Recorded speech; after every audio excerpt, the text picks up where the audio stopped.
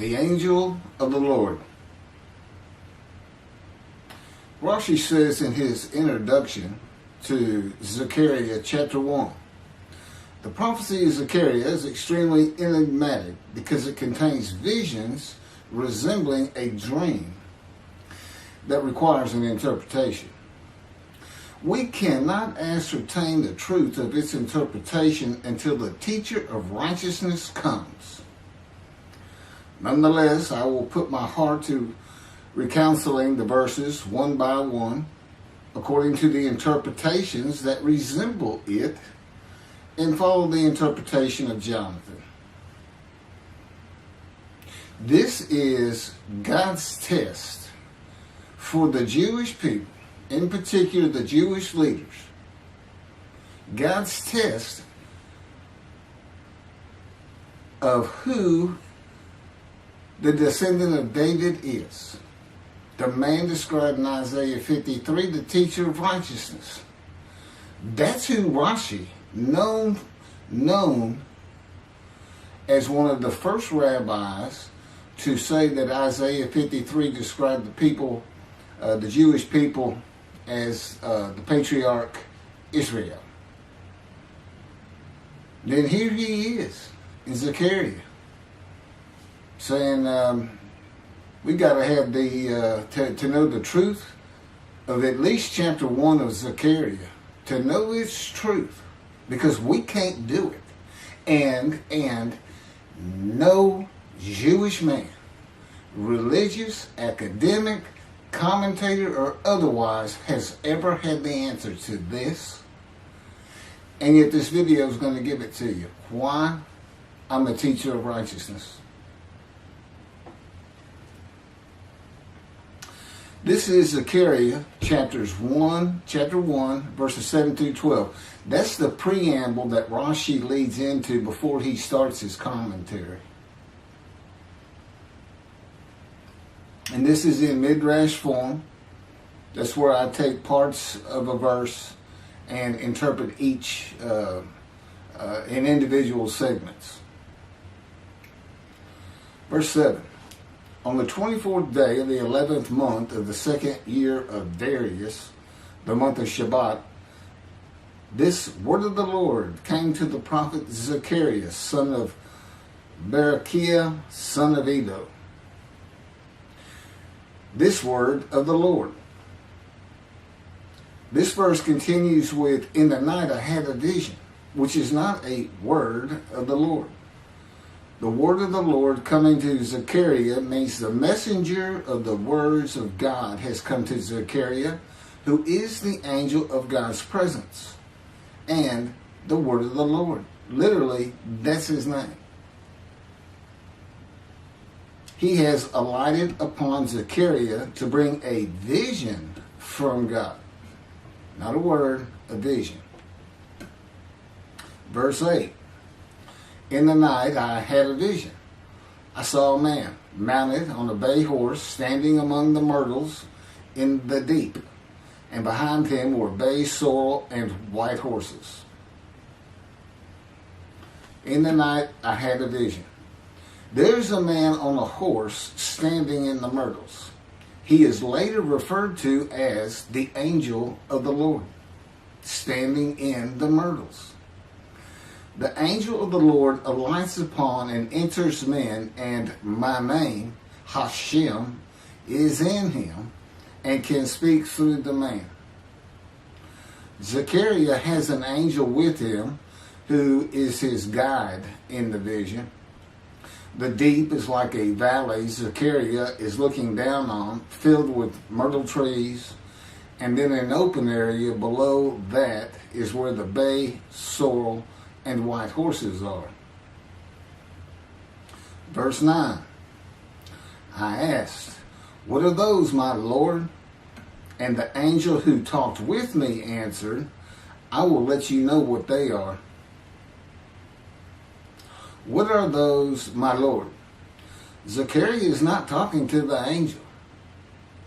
That's an angel. It's not my Lord.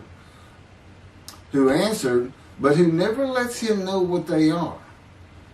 he is asking the man standing among the myrtles on a bay horse about the horses in the open area and calls him my Lord.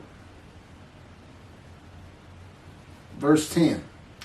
Then the man who was standing among the myrtles spoke up and said, these were sent out by the Lord to roam the earth.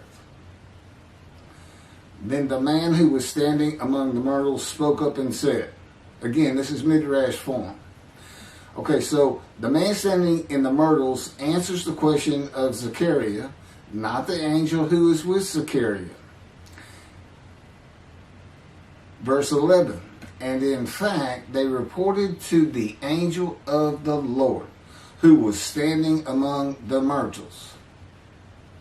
We have roamed the earth and have found all the earth dwelling in tranquility. And it's just like a dream. We have horses talking. You know, there could have been birds. Anything that can go far and go a long ways out and then come back. In this case, for this story or for this dream that was given to Zechariah, it's horses. And in fact, they reported to the angel of the Lord. They who reported are the horses who have gone to and fro throughout the earth, and they spoke the report to the angel of the Lord, who was standing among the myrtles. The angel of the Lord, who was standing among the myrtles, has alighted upon and entered the man standing amongst the myrtles. The angel of the Lord is using this man as his visible presence. You cannot see the angel of the Lord. Just as he once used a burning bush for his visible presence, and God spoke through him to Moses. Not just as his visible presence, he also used the man to say, these were sent out by the Lord to roam the earth. In other words, it sounded like the answer was coming from this man. But it's coming from the angel of the Lord, and God is in that angel, his presence. Because that's the angel of his presence. You can find that in Isaiah chapter 63. I don't recall the verse. I never see anything on the angel of his presence. Wherever God's presence is, the presence that enters the temple, I never hear any mention of the angel that has to be with him. Why? It's the angel of his presence, who is the angel of the Lord. Yeah, I believe, and I'm not certain about this, but I've heard it at least one or two times, and that is Christianity believes the angel of the Lord is Jesus Christ. Thereupon the angel of the Lord exclaimed, O Lord of hosts, how long will you withhold pardon from Jerusalem and the towns of Judah, which you placed under a curse 70 years ago? Thereupon the angel of the Lord exclaimed. Okay, so the angel of the Lord exclaimed through the man. Zechariah heard the words come from the man standing in the myrtles. It is the only way Zechariah could have heard the words. The angel of the Lord can only speak to the man he has alighted upon. Ezekiel describes this as, a spirit entered into me and set me upon my feet, and I heard what was being spoken to me. O Lord of hosts, how long will you withhold pardon from Jerusalem and the towns of Judah, which you placed under a curse 70 years ago? The following verses are from the book of Isaiah regarding this curse. Isaiah chapter 43, verse 2. So I profaned the holy princes. I abandoned Jacob to proscription and Israel to mockery. That, of course, is God speaking. The profaning of the holy princesses is God's prophecy of the banishment of King Jeconiah and all his offspring from ever ruling over Judah and Jerusalem again. The line of the kings of Judah ended. The line described king by king in the first book of the New Testament of Christianity. the line of Jesus. The abandonment and mockery are God's prophecy that the northern kingdom and the southern kingdom of the Israelites would be defeated and deported from the promised land. Isaiah witnessed the deportation of the northern kingdom, but the deportations of the southern kingdom were many years after his death. This is chapter 43, verses 5 through 7. Fear not, for I am with you. I will bring your folk from the east, will gather you out of the west. I will say to the north, give back, and to the south, do not withhold. Bring my sons from afar, and my daughters from the end of the earth, all who are linked to my name, who I have created, formed, and made for my glory. Okay, this is God's prophecy that all the tribes of Israel would return from the Assyrian deportations of the tribes east of the river Jordan, that were Reuben, Gad, and the half tribe of Manasseh, and all the tribes of the northern kingdom, deported by Assyria, defeated and deported, and the Babylonian deportations of the southern kingdom. It is a prophecy that is specific to the Assyrian Babylonian exiles.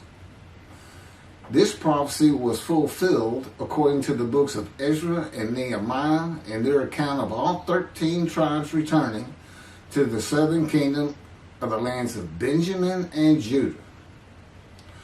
Jerusalem is within the lands of Benjamin, and his lands are considered part of the kingdom of Judah, since that is where the kings of Judah rule from.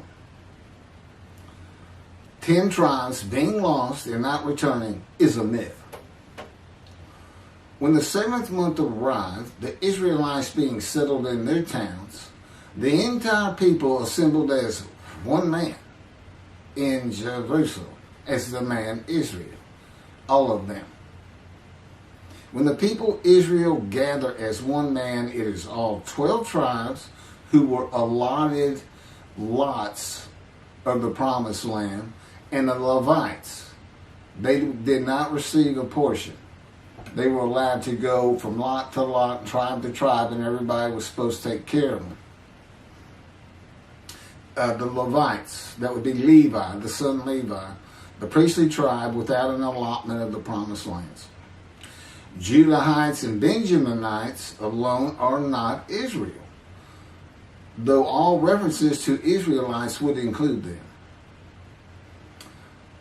All of Israel had returned together to Jerusalem and Judah, mindful of the imported Gentiles in the northern kingdom, imported by the Assyrians, many of whom tried to stop the building of the second temple. This is why everybody returning, all 13 tribes, all went to Judah. The northern kingdom was occupied by Gentiles, I would assume Assyrians and Arabs.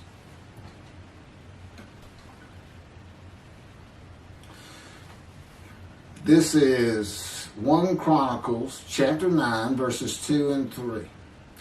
The first to settle in their towns on their property were Israelites, priests, Levites, and temple servants, while some of the Judahites and some of the Benjamites and some of the Ephraimites and Manassesites settled in Jerusalem. That would be Ephraim and Manasseh. Manasseh was such a large tribe, it had to be broken in. It was broken in two. Half of it set up, their allotment was east of the river Jordan by about where Edom would be. And well, that was the tribe of Gad. Not Edom, Gilead, where the Tishbite, Elijah, the Gentile, was an inhabitant. Ramoth Gilead. Manassites, Ephraimites, and Judahites were the tribes with the largest allotment of the lands of Abraham, and Jerusalem is in the lands of the Benjamites. Those are who just got mentioned. The three largest lot owners. Okay, Benjamin, that's where Jerusalem is. He's important. And of course the priests, the Levites. So Ephraim and Manasseh were not lost tribes, as many believe from writings outside of the Bible. There never were lost tribes according to the Bible. Okay, so all 13 tribes returned and settled in new towns. The accounts of the deportations indicate there was not much left of the old towns. There is no account of how the new towns were settled, though it is unlikely it was based on prior ownership. The exile lasted too long for the deported owners to still be alive, and the tribes of the northern kingdom had to build new towns to live in. It also says the Levites settled in on their lands. So everybody had to pick and choose, and I'm sure the the strong and wealthy got the best places, and again, many just settled in Jerusalem. Okay, this is Isaiah chapter 43, verse 14.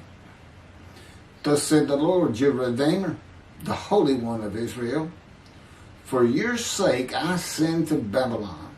I will bring down all her bars, and the Chaldeans shall raise their voice in lamentation. This is God's prophecy that Assyria would be conquered by the Babylonians, who were defeated by the Chaldeans. But they actually go back and forth and actually became somewhat intermingled, Chaldeans and Babylonians. And that he would raise up the Gentile anointed king Cyrus of Persia to conquer them, to clear the way for all the tribes to return. That's how he cleared the way to the desert or made rivers for them. Basically, he got Cyrus to release them. Chapter 43, verse 25. And I never hear anything about this. It is I who, for my own sake, wipe your transgressions away and remember your sins no more. Okay, this is God doing, and he says this, something new. I'm going to do something new for the Israelites. This story repeats with the new covenant that includes sin forgiveness of the Jewish people that arise with Elijah and the angel of the covenant after the exiles of the Roman dispersal return to the land of Israel in a time to come. That's from Jeremiah chapter 31. The Jewish people have returned from the Roman dispersal of them throughout the world, the diaspora, which means outside of the promised land, outside of Israel, to a land that lay desolate for more than 2,000 years until after the Holocaust, and they created the state of Israel in 1948. 70 years later, and that's funny too, because they talk about a curse of 70 years. That 70 years, I believe, just applies to the last of 3 deportations of Judah and the defeat by the Babylonians, because the northern kingdom had been defeated and deported long before that, and the first to be defeated and taken to the lands of Assyria was Gad, the half tribe of Manasseh, the lands east of the River Jordan. 70 years later, the land blooms again, and Jerusalem has been rebuilt as a great city, larger than it was in ancient times, according to God's words in Jeremiah 31.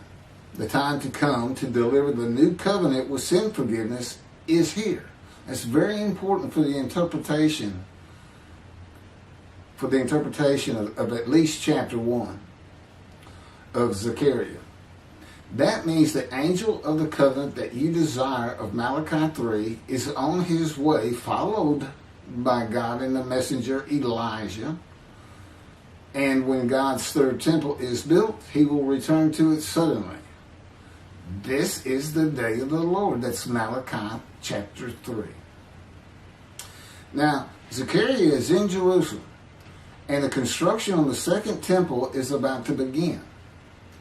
Isaiah has written God's words of sin forgiveness, which would have removed the curse long before this, when they were returning, when the remnant of the 13 tribes was returning. And the angel of the Lord proclaims, O Lord of hosts, how long will you withhold pardon from Jerusalem and the towns of Judah, which you placed under a curse 70 years ago? Okay, this vision of Zechariah and the words of the angel of the Lord through the man standing in the myrtles regarding the curse 70 years ago is to make Zechariah think and try to understand why the angel of the Lord would say this. From his perspective, the curse was lifted. He was back in Jerusalem with all the tribes preparing to build the second temple. The vision is for Zechariah to find out how and when the curse was lifted. And that's important today, because this is the day of the Lord. The new covenant is here, and every single Jew throughout the world is forgiven of their sins right now. And that message has been given to me to be delivered. And it's not getting out there. It's just not getting out there, and that's what happened here. Because if you read Ezra and Nehemiah, it's clear they had no idea that their slates had been claimed. And sin and continue. Once you know that God has just said, okay, I'm not going to remember any of that. Let's all start fresh. I'm here with the covenant of friendship. Let's everybody start being observant Jews. Okay? Which would include going to Yom Kippur. Having a slate clean does not mean you have a lifetime now of sin forgiveness. The books of Ezra and Nehemiah reveal, this is how God had me write it down. This is from the book, Isaiah 53, in the day of the Lord, that was dictated to me. The books of Ezra and Nehemiah reveal that the 13 tribes did not know they had been right. We had to wait for the teacher of righteousness to know. And this is another thing I never see in this Messianic era that is taught, that is coming, is that God is with the descendant of David as he was with Moses. I mean, just right there with him.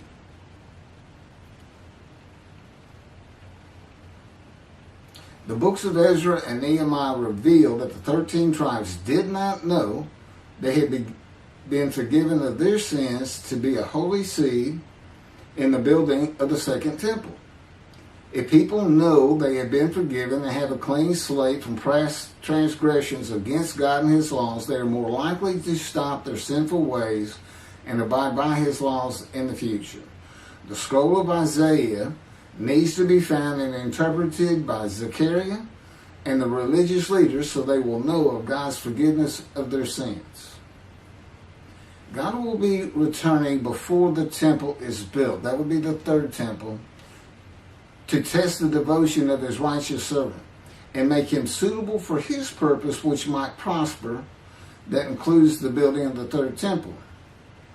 This would begin when his spirit alights upon the anointed one, Moshiach.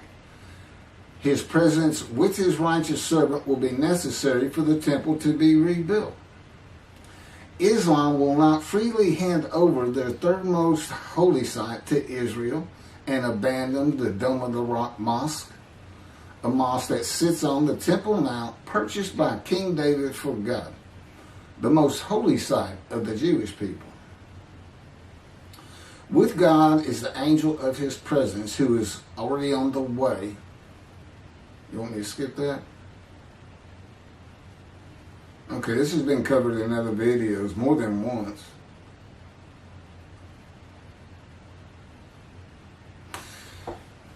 The prophet like Moses will have other similarity to Moses beyond writing God's words at his command and direction.